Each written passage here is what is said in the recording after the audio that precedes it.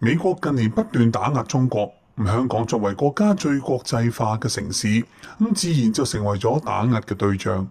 繼向香港開徵所謂對等關稅之後咧，美國早前就宣布制裁6個負責香港維護國家安全工作嘅官員。喺中央支持下，特區政府要積極發揮超級聯繫人嘅角色，喺國際社會上邊廣交朋友，應對美方嘅無理霸凌。外交部日前宣布，中方對喺涉港問題上面表現惡劣嘅美方人員實施制裁，並且重申香港事務不容美方干涉。美方喺涉港問題上任何錯誤嘅行徑，都會遭到中方堅決回擊同埋對等反制。濫施非法單邊制裁係美國最常用去打壓競爭對手嘅手段。中央對美國官員實施對等嘅反制，再次證明祖國係香港最堅實嘅支持同埋後盾，令到香港可以放心盡可思維，尋出路，拼經濟。面對美國嘅打壓，香港唔會坐以待斃。行政長官李家超2025年5月將會出訪中東，今次更加係首次有內地企業隨團出訪，凸顯咗香港作為超級聯繫人嘅作用，同時係香港做好內聯外通嘅具體說明。近日有財經界人士撰文，話中東市場近年憑藉住佢獨特嘅經濟優勢同埋市場潛力，成為咗中國企業出海嘅重要目標市場。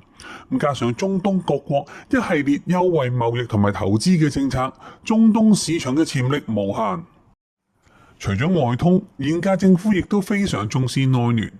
李家超日前親自率團訪問浙江，浙江係中國創新科技大省，近年崛起嘅杭州6小龍更加係具有重要影響力嘅科技新貴。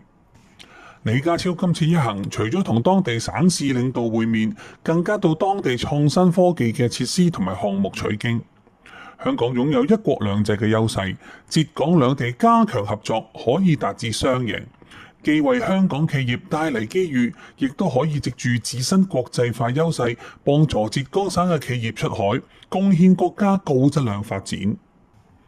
相較美國嘅變相閉關鎖國，香港嘅自由開放同埋對零關稅嘅堅持就顯得更加係難能可貴。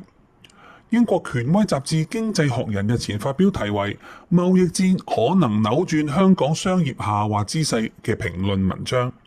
形容喺呢個動盪嘅時期，香港係一個中國企業走出去、外國企業走進中國嘅理想選擇。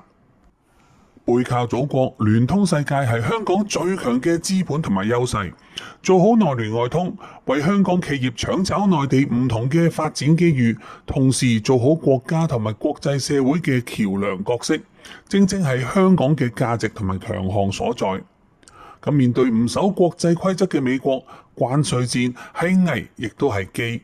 全社會係必須齊心應對，積極善用優勢發展香港經濟，同時為國家所需貢獻香港所長。